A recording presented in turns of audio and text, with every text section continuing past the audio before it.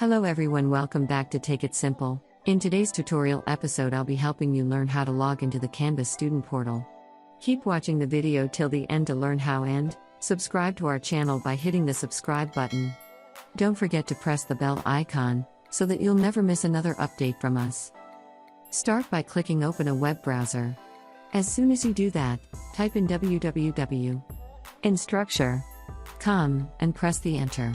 This is the official website of the Canvas. Now in order to log in, go and click on the login button in the upper right corner and click on the Canvas. Scroll it down, and you'll be able to see that there is a login box at the right-hand side of the screen.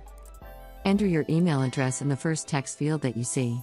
Move on to the next text field and type in your password.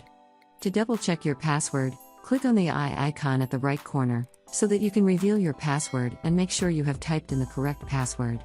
Before moving on, you can also log in with Facebook and other social networking sites below after you're done entering the credentials. Click on the login button, and you'll be logged into Canva Student account.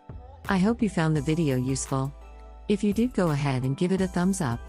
Feel free to comment down below in the comment box if you have a question or feedback. I'll be back soon with more tutorial episodes again. Thank you for watching.